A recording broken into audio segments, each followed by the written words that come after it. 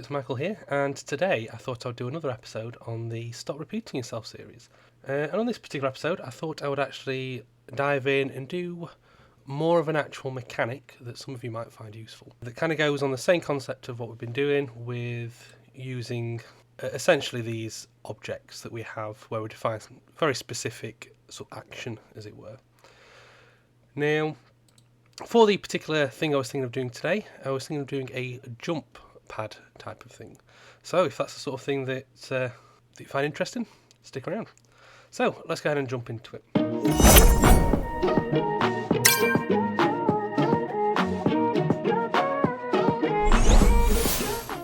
So just as a quick reminder, so the way the system's currently set up, we have an action performer component that we can place onto something, and then we have some variables that we can define, so such as the action that would trigger the event, so in this case either on overlap or end overlap, and then we can define the action we want it to perform, and the payload is just any additional variables that we kind of want to pass through to the object, assuming it's been set up to handle them.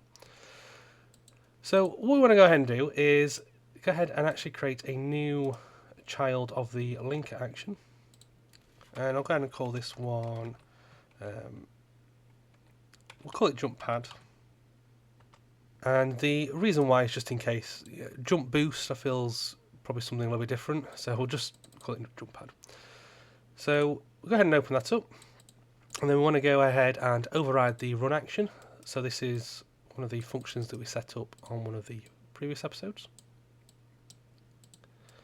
So it's in here where we need to set up the logic for performing the essentially jump boost pad thing. So what we can do, we've got the instigator, which is of a type object. So we've kind of got two ways that we can handle this. We can go ahead and cast straight to the character blueprint, and we can perform a jump just like so, and that itself should work. So if we actually just go ahead and connect that up, so assuming the thing that overlaps it is a type of character, then it will, well, it should go ahead and perform the jump. So let's go ahead and I'm just going to copy this blocking volume here, and we will make it smaller.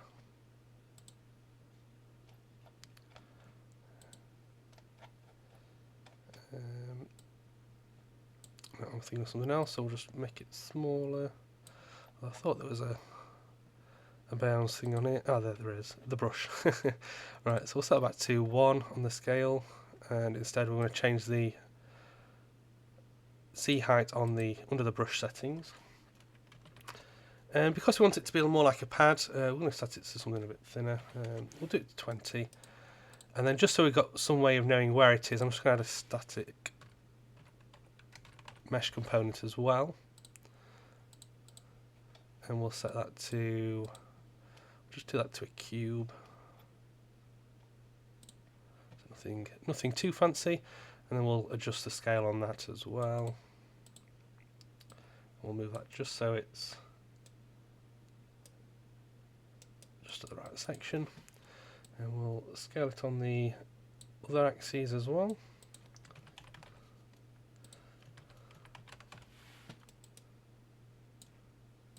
Probably wants to be a little bit bigger.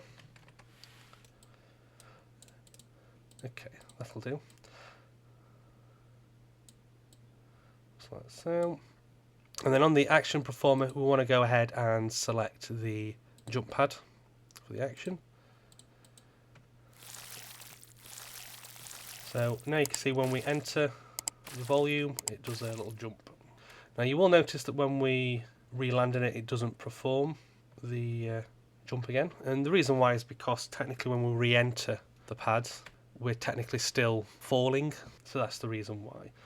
So you can always have a play around adding different trigger events. So obviously at the moment it's just on overlap. There might be something else that you possibly want to do there to handle that. Now, as I mentioned, this itself, all it's doing is just doing exactly the same as what the spacebar would do, which is a jump.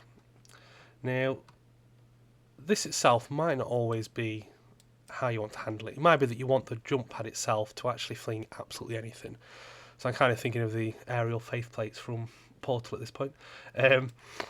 So in essence, you want it just to fling anything that is a physics object, essentially. Okay, yeah, so we can do the add force. So there's kind of a few different options. I have turned the context sensitive off at the moment so we can see these. So there is one specific to the character movement component, so obviously we can get that from the character. That does then limit it to just the character. But there is one here that is where the target is primitive component. So what we could always do from here, we get the instigator, we can get the root. Let's enable context sensitive again.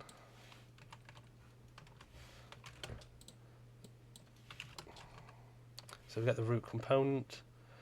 So it is wanting a primitive component, but this only returns a scene component. So let's cast to the primitive component. Let's just move this up for now, out of the way. So what we can do is apply a force instead to the root component. So as long as it's a primitive component, it will allow us to apply this force. So we can go ahead and let's set that to something like 1000 and we'll see what that does.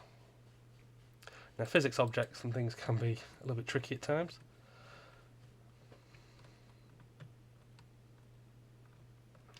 Now as you can see, that's doing nothing.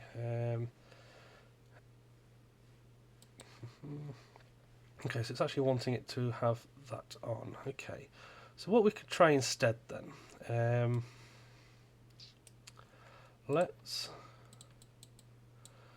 because with it being a character, I assume that it's probably wanting to handle things a little bit differently, because I know the character component handles a lot of the physics on the character.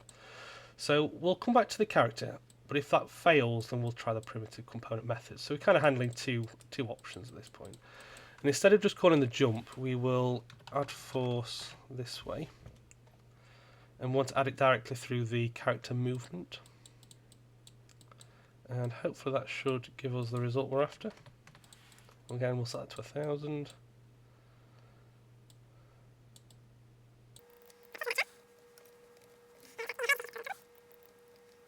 Okay, so that's still not working. Okay, so silly me. So if you're using the character, you actually want to use launch character instead of the add force. So if we do that instead, so set that to 1000. There's a few options that you can do as well in terms of overriding the X, Y, and Z movement. Because we're only doing the Z, we can just essentially it'll add it to the velocity. Now, if you're going for something like more like an aerial faceplate type of thing, you probably just want to override the Z, so that way the movement is consistent. So that's adding a force of 1000. So if you wanted that to be even higher, this will then exceed sort of the jump height that you normally get from a standard jump like that. As you can see, very high.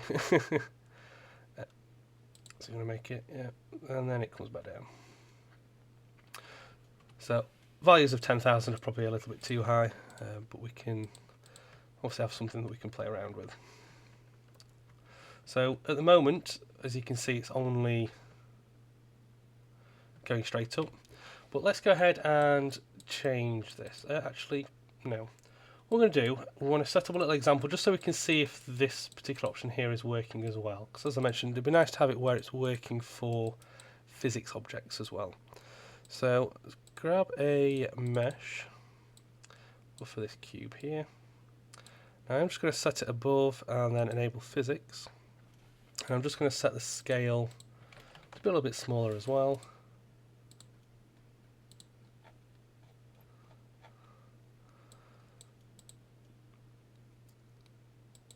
And we'll change the colour to the base blue, just so it's a little bit different.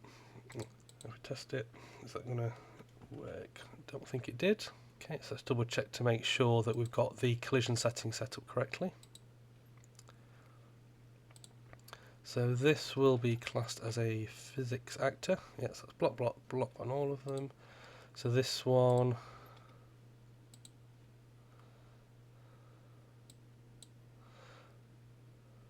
so that is set to block. So that custom So in this example, we want it to overlap physics objects and not block them. But to be fair, we probably want it to overlap most of those. Actually, we'll ignore the top two, and those will be just on the overlap. So that's still not working. So let's see what the problem might be. So let's add a breakpoint to the primitive component node here, the cast. And we'll see if that gets fired. Okay, no, so that's not being fired. Okay. So we'll come in here. So on the triggered, I'm just going to add a breakpoint to the this is valid node here. So again, just seeing to make sure if the on triggered is getting fired. And nope, so that's not triggering either. So where could that issue be? Generate overlap events, maybe? I'm pretty sure we only need it on that one, but we'll check. There we go.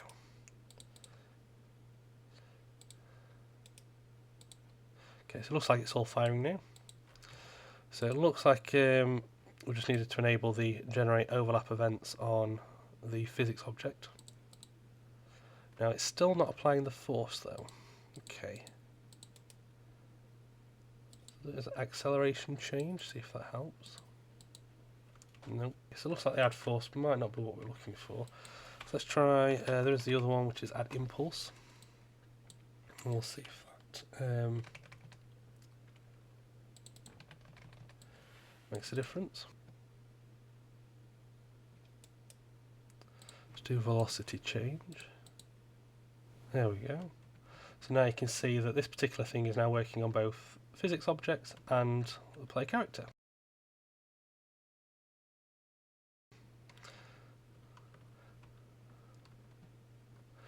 Now the thing with the add impulse, we are using it as a velocity change, so it's changing the z velocity to 2000. So if we did something similar on the launch character, the z override,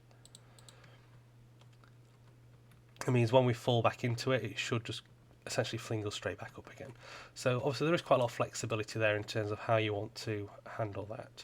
So if you uncheck it, it'll have to kind of negate the fall velocity as well. So you may have to set it to higher, or alternatively you can just override it. So it's up to you how it is you want to handle that. Now, at the moment we don't have any options in here to configure this, which would be nice to be able to just come in and sort of specify it on the payload section. So let's see if we can sort that out. Now, so class defaults, we do have the payload default here. Now, is there a vector? Well, is there a named vector? Because that'd be nice. There is a named vector, lovely. Now, was that one we created or not? Nope, so I believe that one's built into Unreal, so that's great. So we'll call this one, we'll just call it force. And we'll set it to 2000 on by default. Now, just as a reminder, when we do the class defaults for the default payload, all that does, it just means that when we come into the action performer and we click the get default payload, it'll pre-populate in the payload list with the available options that we have. Now that we've done that, so we've got easy access to it, we can come in and actually loop through the payload that gets passed through. So the payload that is here, as a reminder, is what we actually set up on the action performer itself. So I'm just going to just change these here to the input variable, just so we can tidy this up a little bit.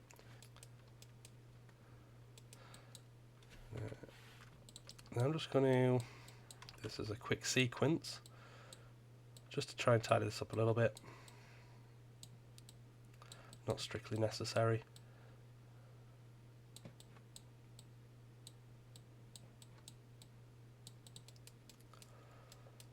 Like so, and then we're going to promote the velocity here to a variable.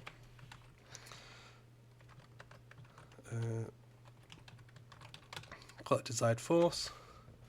And We want to go ahead and use the same thing over here as well. And then for this, we want to get instant struct value.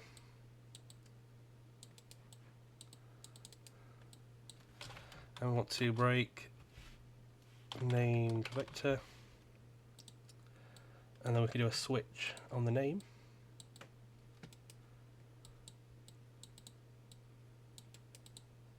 Like so. And then for this, we want it as the force.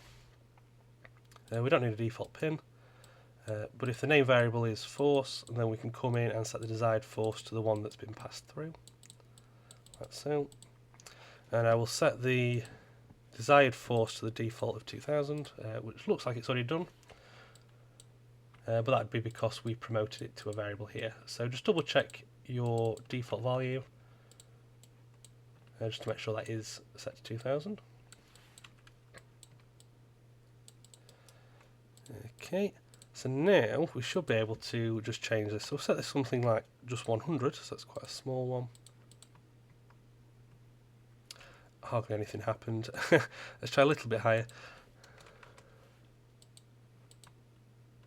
Yeah, so there we go. So small value, it's working, and then we can set it to a higher one as we need to. Now, again, some of you are probably thinking, well, you know, why don't I just create a blueprint that does this? And the thing is, you can. There's nothing stopping you from doing that. In a lot of cases, it's all about trying to figure out what the best way is to do what you're trying to achieve. And depending on what you're trying to do specifically, there could be a multitude of different ways to achieve it. Now, this particular method can be quite nice, where you might have slightly different behaviours in terms of jump pad behaviour, for example. And it could be that you could then set them up individually, and if you ever change your mind, you can quite easily just change how it's handled through the drop down, which in itself could be a little bit more tricky if you're dealing with like a physical blueprint in the level. Now, the reason why I mention this is because it could be that you want the payload to be exactly the same, and you just want to change how it's using that data. So it could be a little bit easier just to change the action that's being used, as opposed to create a brand new blueprint that you then have to swap out, set all the variables up again. So sometimes it can just be a nice, easy way to quickly change things. So just before we finish off the level, what I'm going to do, well, finish off the video, let's quickly test some of these where we'll just add some different values, just so we can see what it's like. So the first one's 1000, and then we'll do 2000, and then the last one we'll go up to 4000. Yeah, so that's the first one, so we're getting higher. And then the last one, super high. Now, in terms of these, obviously I'm not showing it yet, but as I've said, you can go ahead and change these as well. So we could even change it where it sends it off slightly in a forward direction.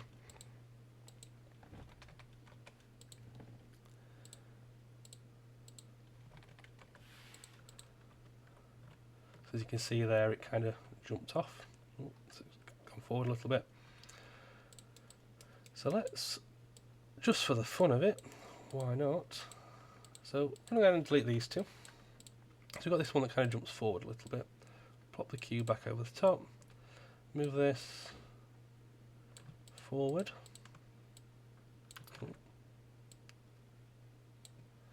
See if we can get it to bounce from one to the next. Almost.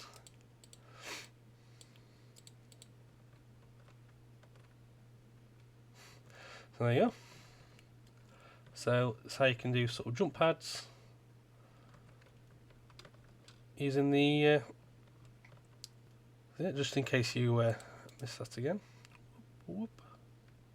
Now I am actually slightly curious. The video's technically done now, but I am wondering whether or not we can get this to go back to the beginning. So let's do that to 1000, and we'll make that slightly higher. See if we get it to bounce back to the beginning. Oh, it did overshoot that a little bit. So let's bring it that way.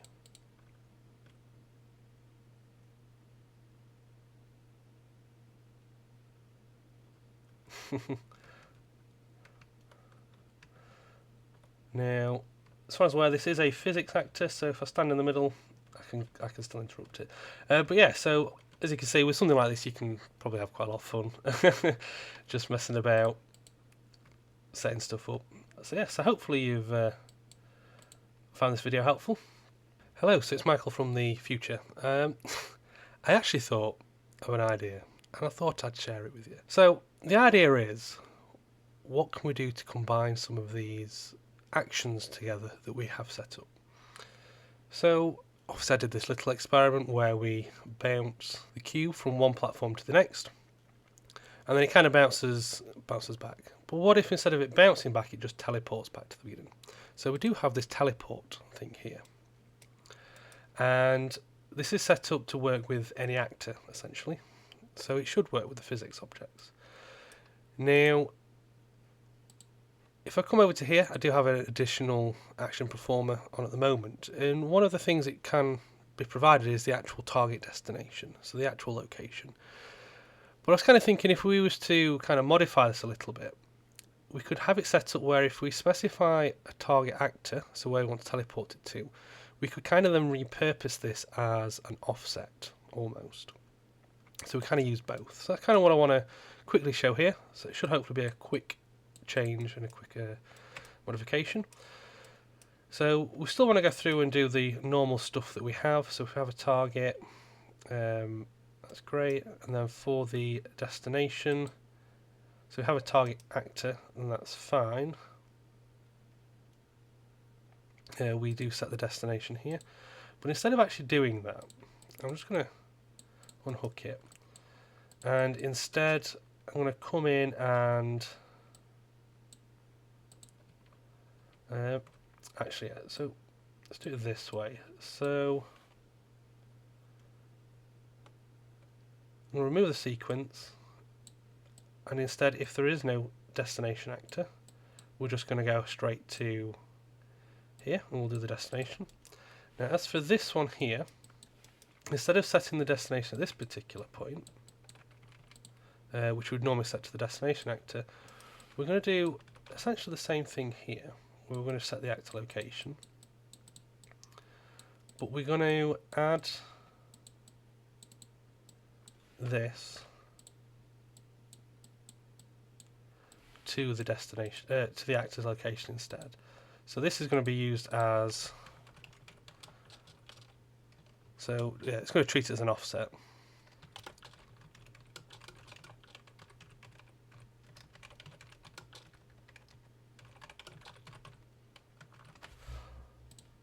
Like so.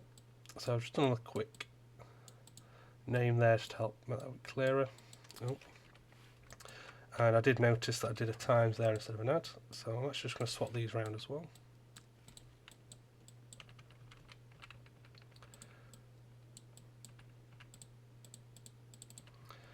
And tie this up a little bit just so it's a bit easier to see the changes. There we go. So the teleport itself should still function. But now if we specify a destination actor and a vector, we can use this as an offset. So that's what I'm going to do. So on the last platform, I do have two action performers, but I'm just going to remove the one that's got the jump pad action on there because we don't need it. So it's just going to have this one here.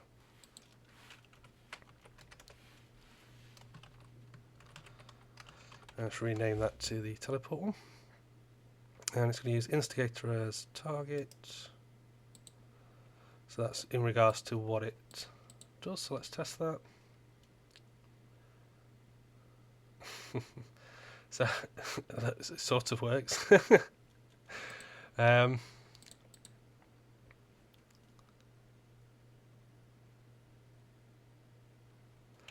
Yeah, so obviously there, at that particular moment in time, it is maintaining its velocity. So what we might want to do is actually set the velocity, which I need to get the root for. Get the root. I think it's going to do it through the scene. Cast to primitive.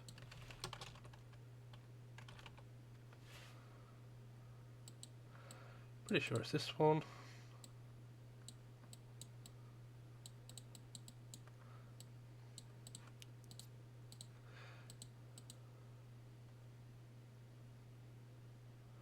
So that particular point is just clearing the velocity. I do want to just move that over slightly.